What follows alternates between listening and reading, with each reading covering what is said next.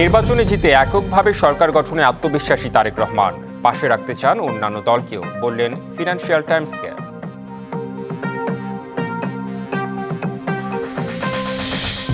বাংলাদেশে নির্বাচিত সরকারের সাথে কাজ করতে প্রস্তুত ভারত। ভোট হলে দ্রুত স্বাভাবিক হবে সম্পর্ক, মন্তব্য দেশটির পররাষ্ট্র সচিবের।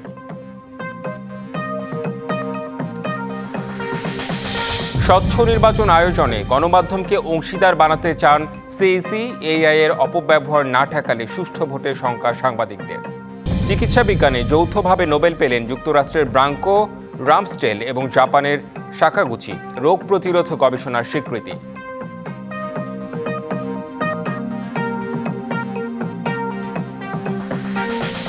বিনা প্রতিদ্বন্দ্বিতায় বিসিবি সভাপতি হলেন আমিনুল ইসলাম বুলবুল। বিতর্কিত নির্বাচনে পাতানো ভোটের অভিযোগে দুদকে নথিপত্র জমা।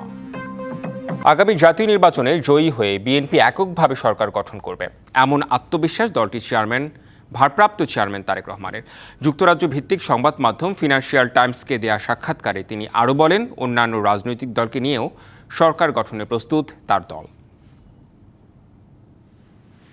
দীর্ঘদিন ধরেই পরিবার নিয়ে লন্ডনে বসবাস করছেন বিএনপির ভারপ্রাপ্ত চেয়ারম্যান তারেক রহমান। সম্প্রতি যুক্তরাজ্য ভিত্তিক সংবাদ মাধ্যম ফিনান্সিয়াল টাইমসের সাথে কথা বলেন তিনি। গণমাধ্যমটিকে তারেক রহমান জানান, শিগগিরই বাংলাদেশে ফিরছেন। আসন্ন ত্রয়োদশ জাতীয় সংসদ নির্বাচনে অংশ নেবেন বলেও জানান তিনি। ফিনান্সিয়াল টাইমসের সাক্ষাৎকারে বিএনপির ভারপ্রাপ্ত চেয়ারম্যান বলেন, সামনে নির্বাচনের মাধ্যমে এককভাবে সরকার গঠন করবে বলেও আত্মবিশ্বাসী তার দল। এছাড়া বাংলাদেশে অবাধ ও গ্রহণযোগ্য নির্বাচন না হওয়া পর্যন্ত শেখ হাসিনার কর্তৃত্ববাদী শাসনের পতন ঘটানো সম্ভব নয় বলেও মন্তব্য করেন তিনি।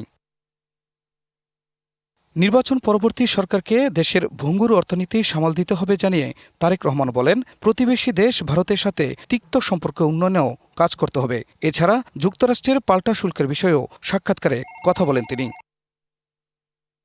বিএনপি অন্যান্য দলকে নিয়ে সরকার গঠনে প্রস্তুত বলেও তিনি ফিনান্সিয়াল টাইমসকে জানান তরুণদের দলকেও রাজনীতিতে স্বাগত জানাতে চান তিনি। সাক্ষাৎকারে বিএনপির ভারপ্রাপ্ত চেয়ারম্যান দেশের জন্য ভবিষ্যৎ অর্থনৈতিক কর্মসূচির কিছু নতুন দিক তুলে ধরেছেন। তারেক রহমান বলেন, ভারতের সঙ্গে সবকিছুর আগে বাংলাদেশ পররাষ্ট্রনীতি অবলম্বন করবে। ভারতের সাথে বাংলাদেশের এতদিনের সম্পর্ক একপাক্ষিক হিসেবে বর্ণনা করে একে নতুনভাবে শুরুর প্রয়োজনীয়তা তুলে ধরেন। খান মোহাম্মদ মুকুল, ডিবিসি নিউজ ডেস্ক।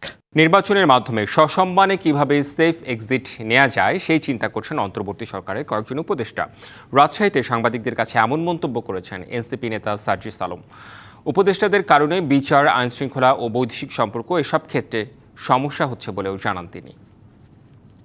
আমাদের যারা উপদেষ্টারা আছেন তারা হয়তো ভাবছেন যে এখন তাদের পক্ষে হয়তো বা আবার ওই বোল্ড হয়ে যে সিদ্ধান্তটা নেওয়া দরকার ওইটা করা সম্ভব নয়। এই জন্য তারা কিভাবে সসম্মানে এখান থেকে একটা নির্বাচনের মধ্য দিয়ে যেতে পারেন হয়তো এই চিন্তা করছেন। প্রবারণা পূর্ণিমার রাতে ফানুস উড়িয়ে গৌতম বুদ্ধের অহিংসার বাণী ছড়িয়ে দিয়েছেন বৌদ্ধ সম্প্রদায়ের মানুষ। সুখ, শান্তি আর কল্যাণ কামনা করেন সকল জীবের। একই দিন সনাতন ধর্মাবলম্বীরা পালন করেন কোজাগরী লক্ষ্মী পূজা। শাস্ত্রমতে ধন সম্পদ, সৌভাগ্য ও সৌন্দর্যের দেবী লক্ষ্মী পূজা। বহুজন হিতায় বহুজন সুখায় লোকানুকম্পায় গৌতম বুদ্ধের এই শব্দসমূহকে বুকে ধারণ করে জীবজগতের কল্যাণে ধর্মপ্রচারে নেমেছিলেন ভিক্ষুরা। মহামতি গৌতম বুদ্ধ নির্বাণ লাভের পর আষাঢ়ের পূর্ণিমা থেকে আশ্বিনের পূর্ণিমা পর্যন্ত ৩ মাস বর্ষাবাস শেষে প্রবারণা পালন করেন বৌদ্ধ ধর্মাবলম্বীরা। ভিক্ষুবায়া তো আত্মশুদ্ধির মানে হচ্ছে নিজের আত্মার শুদ্ধতা। একজন মানুষের ভিতরে রাগ, হিংসা, বিদ্বেষ সব কিছু থাকতে পারে, তো সেটাকে আমরা শুদ্ধ করার যেই প্রয়াসটা বলি সেটাই হচ্ছে আত্মশুদ্ধি। প্রতিষ্ঠা করেছেন, আমি যদি সত্যিকারভাবে বুদ্ধ হতে পারি, আমার এই চুলগুলো আমি নিজের হাতে কেটে উপরের দিকে ছুঁড়ে দেব। যদি আমার জ্ঞান লাভ হয় তাহলে এই চুলগুলো উপরের দিকে যাবে, নিচে পতিত হবে না। অশুভকে বর্জন করে সত্য ও সুন্দরকে বরণে আত্মশুদ্ধির মাধ্যমে বৌদ্ধদের মন্দিরে মন্দিরে চলে উপবাস ভঙ্গ, পিণ্ডদান, গণপ্রার্থনা, ফানুস উৎসব সহ নানা আয়োজন। পূর্ণিমায় হচ্ছে আমি আমার বুদ্ধর কাছে প্রার্থনা রাখছি যে জগতের সকল প্রাণী যেন সুখে থাকে, সব ধর্মাবলম্বী মানুষ এবং হচ্ছে সব মানুষগুলা একসাথে মিলেমিশে থাকতে পারে, এইটাই প্রার্থনা করছি। আমি চাই জগৎ সংসারের শান্তি কামনা করছি। এদিকে শারদীয় দুর্গোৎসবের পর আশ্বিনের পূর্ণিমার রাতে দেবী লক্ষ্মী ঘরে ঘরে খোঁজ নেন কে জাগছে। আধ্যাত্মিক ও পার্থিব কল্যাণের প্রতীক ধন, জ্ঞান, সৌভাগ্য ও সৌন্দর্যের এই দেবীর আরাধনা করেন সনাতন ধর্মাবলম্বীরা। মানে সমস্ত এই পৃথিবীতে যত ধরনের ধন সম্পদ যা কিছু আছে আমরা ওনার কাছে এই প্রার্থনাই করি যেন সবাইকে সব দিক থেকে উনি পরিপূর্ণ করে। পরিবার পরিজন সবাই মিলে যেন ভালো থাকি সারা বছর, এই প্রার্থনায় এই জন্য মায়ের আরাধনা করা হয় এবং মায়ের কাছে আমরা প্রার্থনা রাখি মা যেন সকল মানুষের মঙ্গল করেন। আমাদের পাশে যারা মুসলিম ভাইরা আছেন তারা সবসময় আমাদের সাথে কি করেন, সহযোগিতা করেন, সবসময় আমাদের সাথে এক হয়ে কাজ করেন। যদি দেবী সন্তুষ্ট থাকেন তবে সংসারে অর্থ কষ্ট থাকে না এবং সুখ সমৃদ্ধি বৃদ্ধি পায়। এ পূজায় তাই তো রাত জেগে প্রার্থনা করেন ভক্তরা। Sultana Swarna, DBC news, Dhaka. ফেব্রুয়ারিতে ত্রয়োদশ জাতীয় সংসদ নির্বাচন। সারা দেশ প্রস্তুত হচ্ছে একটি অবাধ, সুষ্ঠু ও গ্রহণযোগ্য নির্বাচনের জন্য। কি ভাবছেন সাধারণ মানুষ থেকে শুরু করে আগামীর জনপ্রতিনিধিরা, সে কথা জানাতে ডিবিসি নিউজের ইলেকশন এক্সপ্রেস ছুটে যাচ্ছে সব সংসদীয় আসনে। আজ সারাদিন ছিল সংসদীয় আসন ৩৮, বগুড়া ৩ এবং সংসদীয় আসন ৩৯ ও বগুড়া ৪। স্বাগত জানাচ্ছি সিএসআরএম ডিবিসি ইলেকশন এক্সপ্রেসে। আজ সারাদিন থাকবো বগুড়া ৩ এবং ৪ আসন। সারা বগুড়া জেলায় জানি আমার সম্পর্কে ইনশাল্লাহ আমি সাবেক মাননীয় প্রধানমন্ত্রী বিশেষ প্রতিনিধি হিসাবে আমি সাধারণপুর উপজেলাও কাজ করেছি। আমাকে দায়িত্ব দিয়েছিলেন সাবেক মাননীয় প্রধানমন্ত্রী, আমার আজকের ভারপ্রাপ্ত চেয়ারম্যান জনাব তারেক রহমান, যিনি বগুড়া রাজনীতিকে দেখতেন, তিনিও আমাকে দায়িত্ব দিয়েছিলেন।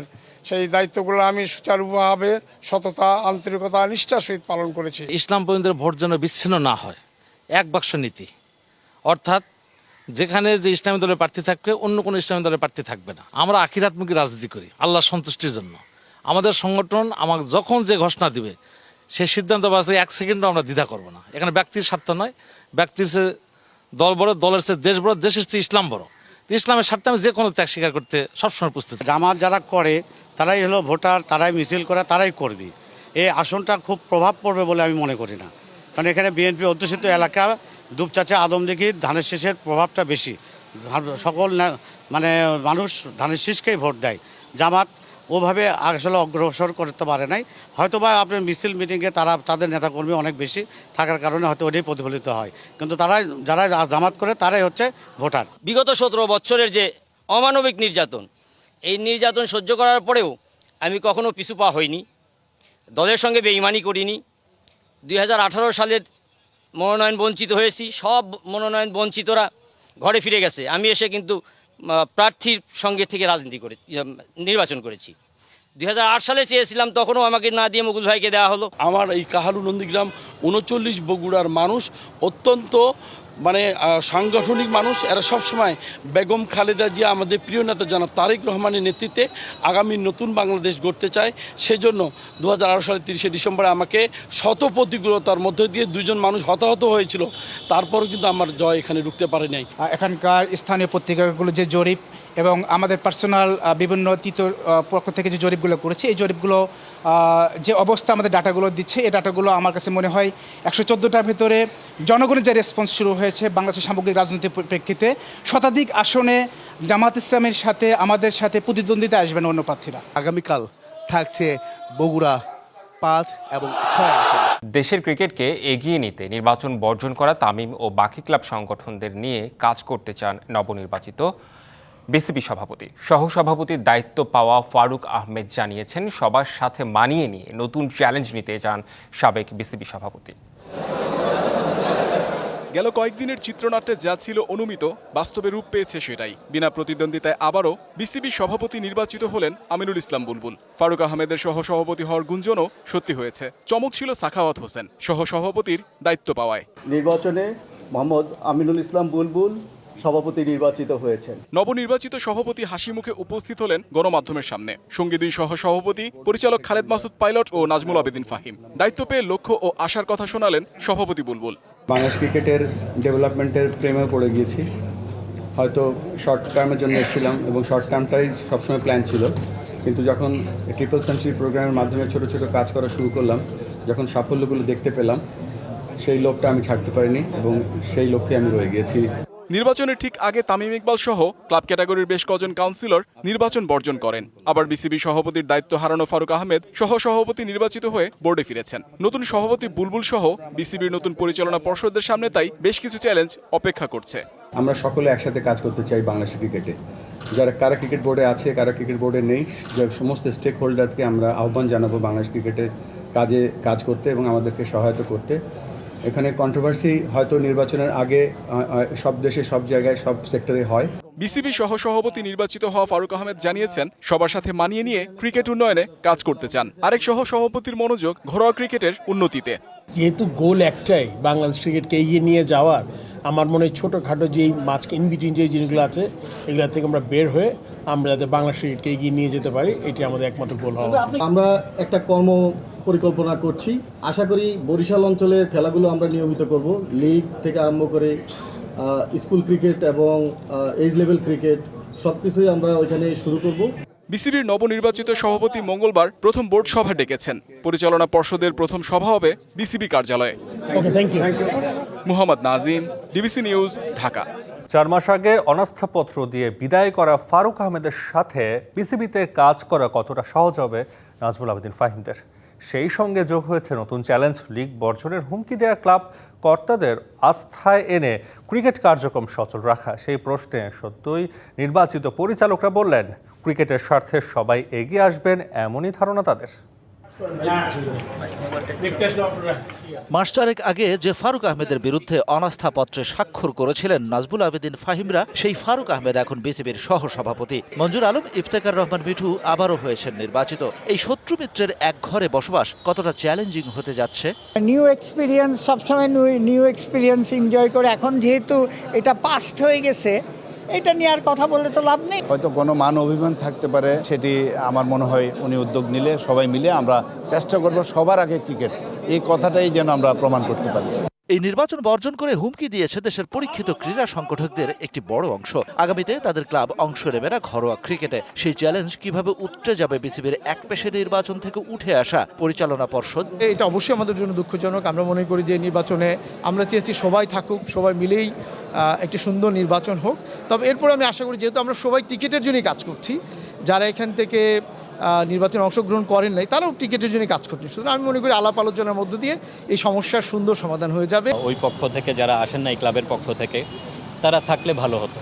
সবাই মিলে আরো ভালো একটা নির্বাচন আমরা দেখতে পেতাম। বেশ কিছু নতুন মুখ এবার নির্বাচিত হয়ে এলেন বাংলাদেশ ক্রিকেট বোর্ডের পরিচালক হয়ে। ক্রিকেট নিয়ে তাদের আগামীর কাজ কতটা সহজ অথবা কঠিন হবে সেই হিসাব নিকাশও শুরু করে দিয়েছেন তারা। ক্রিকেট বোর্ডে অনেক কিছু কাজ আছে, সেটা যদি আমরা রুট লেভেলে ক্রিকেট প্রডিউস করার জন্য যদি আরেকটু ইনফ্রাস্ট্রাকচার তৈরি করে দিতে পারি, সেটাও ভালো হবে। কিন্তু দেখেন, এগুলো হলো সব আমাদের চিন্তাধারা, কিন্তু এটাকে ইমপ্লিমেন্টেশন করা অনেক কঠিন। আমার চেষ্টা থাকবে যে আমার সর্বোচ্চ দিয়ে কাজ করার, ভিতর থেকে কাজ করা এবং বাহির থেকে কাজ করার ভিতরে অবশ্যই অনেক পার্থক্য আছে। অবশ্যই ইনশাল্লাহ, বিকজ এটা আমার এথিক, তো আমার এথিক আসলে চেঞ্জ হওয়ার চান্স খুবই কম। ইনশাল্লাহ দোয়া করবেন আপনারা, অবশ্যই যে ভালো কাজ করার জন্য আমি চেষ্টা করব। গুঞ্জন আছে রবিবার রাতেই নির্ধারিত হয় কারা কারা নির্বাচিত হয়ে আসছেন নতুন পরিচালনা পর্ষদে। সোমবার সেই হিসাব নিকাশেও এসেছে পরিবর্তন। নাজমুল আবেদিন ফাহিমের সহসভাপতি হওয়ার কথা থাকলেও সেখানে দেখা গেল নতুন মুখ সাখাওয়াত হোসেনকে। আলোচিত সমালোচিত পাতানো নানান বিশেষায়িত বিসিবির এই নির্বাচনের অবশেষে পর্দা নামল এবং একই সাথে এই নির্বাচন বর্জন করেছে পরীক্ষিত সংগঠকদের বড় একটি অংশ এবং সবশেষে তারা দ্বারস্থ হয়েছে দুদকের। নতুন পরিচালনা পরিষদের সামনে সেটাই এখন বড় challenge. Shahan Papon, DBC news, Dhaka. মানুষ তার স্বপ্নের সমান বড় হতে চায়, তবে বাস্তবতার সামাজিকতা মিলিয়ে যা অনেক সময় কঠিন এক রূপ নেয়। সেই কঠিন রূপটাই যেন দেখছেন লিস্ট এ ও অনূর্ধ্ব 19 দলে খেলা ক্রিকেটার মইনুল ইসলাম তন্ময়। জাতীয় দলে খেলার স্বপ্ন নিয়ে ক্রিকেটে হাতেখড়ি। বয়সভিত্তিক ক্রিকেটে খেলেছেন সর্বোচ্চ পর্যায়ে। শাইনপুকুরের হয়ে সাফল্যের সাথেই খেলেছেন লিস্ট এ ক্রিকেট। কিন্তু ভাগ্যের নির্মমতায় সুযোগ হয়নি চলমান জাতীয় ক্রিকেট লিগের টি-20 ফরম্যাটে। পাননি কোনো দল। যার হাতে রয়েছে বড় বড় ছক্কার মার, খেলেন 150+ স্ট্রাইক রেটে, তিনি কেন ঘরোয়া লিগের এমন টুর্নামেন্ট থেকে উপেক্ষিত? খারাপ লাগা তো অবশ্যই কাজ করে, কারণ সবাই তো সুযোগই চায়। এখন সুযোগই তো পাইনি হয়তো সিলেক্টররা মনে করেছে যে এখনো কেপেবল না, কারণ তারা যেটা ভালো মনে করে সেটাই করবে। যারা এখন খেলতেছে তারা রান করবে, তো সেটাও দেখতেছি। সেখানে আরও বেশি কম্পিটিশন হচ্ছে, এখন আরও বেশি এফোর্ট দিতে হবে, আরও বেশি সিরিয়াস হতে হবে খেলা নিয়ে, বিকজ একটা বছর তো লেট হইল। সুযোগ হয়নি জাতীয় লিগের মতো আসরে, তাই বলে তো আর বসে থাকার পাত্র নয় তন্ময়। বাদ পড়ার কারণ তার জানা নেই, তারপরও কোনো অজুহাত না দিয়ে নিজেকে প্রস্তুত করছেন সামনের মৌসুমের জন্য। সেটার চেষ্টাই করতেছি ইনশাল্লাহ, প্র্যাকটিস তো চলতেছে, দেখি এখন যতটুকু আগানো যায় আর কি সার্ধে থেকে। এখন এক্সট্রা তো কিছু এটা তো পসিবল না, আল্লাহ যদি কপালে রাখে সবই হবে ইনশাল্লাহ। লক্ষ্য থাকবে ভালো ক্রিকেট খেলা, কিছু ভালো করার চেষ্টা তো একটাই, বড় কিছু করার ইনশাল্লাহ। সুযোগ পেলে তো ডেফিনেটলি কাজে লাগানোর চেষ্টা করব।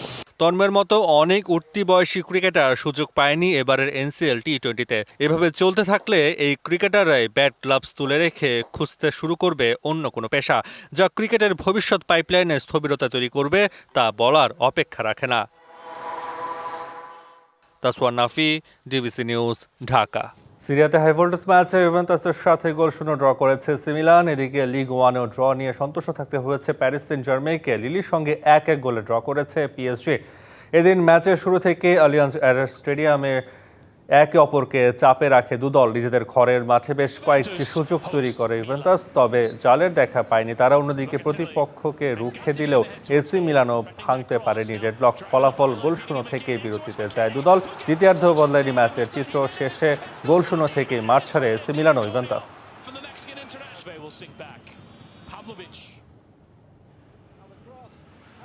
লিগ ওয়ানেও বেশ একটা সুবিধা করতে পারেনি ডিফেন্ডিং চ্যাম্পিয়ন পিএসজি। লিলের বিপক্ষে দিন শুরু থেকে চাপে ছিল ফ্রেঞ্চ ক্লাবটি। দুদল কোনো স্কোর না করেই শেষ করে ফার্স্ট হাফ। সেকেন্ড হাফের 66 মিনিটে পিএসজিকে লিড এনে দেন লিনি মেন্দেস, তবে শেষে লিড ধরে রাখতে পারেনি পিএসজি। 85 মিনিটে লিলির ফুটবলার এথেন এমবাপ্পের গোল পয়েন্ট ভাগাভাগি করে মাঠ ছাড়ে দুদল। ইউরোপিয়ান ক্লাব ফুটবলের দাপটের নাম বার্সেলোনা। লা লিগায় চলতি মৌসুম অপরাজয়ে ছিল কাতালানরা, কিন্তু সেভিয়ার বিপক্ষে সেই ধরাতেই পড়ল বিরতি। অ্যালেক্সিস সানচেজদের কাছে 4-1 গোলের বড় হারে শেষ হলো হ্যান্সি ফ্লিকের শিষ্যদের লা লিগায় অপরাজিত যাত্রা। সময়ের পরিক্রমায় অপরাজয়ে তালিকায় থেকে একে একে বাদ গেছে বড় নামগুলো। ইউরোপের শীর্ষ 5 লিগে শুরুটা ছিল উত্তেজনাপূর্ণ। একসময় শীর্ষ লিগের বড় দলগুলো সবাই ছিল অপরাজিত, তবে লিগ যত গড়াচ্ছে ততই ধরাশায়ী হচ্ছে জায়ান্টরা। ইউরোপিয়ান শীর্ষ লিগগুলোতে পাল্টে গেছে দৃশ্যপট। অপরাজিত থাকা ক্লাবের তালিকা ছোট হয়ে এখন সেই সংখ্যা নেমে এসেছে 4-এ। আর তালিকা থেকে বাদ পড়া সর্বশেষ দলটার নাম বার্সেলোনা। এখন ইউরোপের অপরাজিত তালিকায় টিকে আছে মাত্র 4টি দলই। অপরাজিত তালিকায় ইতালিয়ান সিরি আ ও জার্মান বুন্দেসলিগার আছে 2টি করে দল। 6 ম্যাচে শতভাগ জয় জার্মান জায়ান্ট বায়ার্ন মিউনিখের। সামনের ম্যাচে বরুশিয়া ডটমুন্ডের জয় 4টি, ড্র বাকি 2টিতে। অপরদিকে আছে ইতালিয়ান ক্লাব ইউভেন্টাস, 6 ম্যাচে পেয়েছে 3টি করে জয় ও ড্র। আতালান্তার অবশ্য জয় 2 ম্যাচে, পয়েন্ট ভাগাভাগি করেছে বাকি 4 ম্যাচে। বার্সেলোনার হারে ভক্তদের মাঝে হতাশা। অন্যদিকে অপরাজিত থাকা 4 দলের আত্মবিশ্বাস এখন আকাশচুম্বী। বায়ার্ন ও ডটমুন্ডের মতো শক্তিশালী ক্লাবগুলোর পাশাপাশি ইউভেন্টাস ও আতালান্তার টিকে থাকা ইউরোপিয়ান ফুটবলে দিচ্ছে নতুন বার্তা। নাম নয়, পারফরমেন্সই বড় কথা। সামনে রয়েছে আরও কঠিন লড়াই, আর চাপও বাড়বে প্রতিটি ম্যাচে। এখন প্রশ্ন হচ্ছে, এই 4 দল কি টিকিয়ে রাখতে পারবে অপরাজিত ধারা? Tasfia Tabassum, DBC news desk.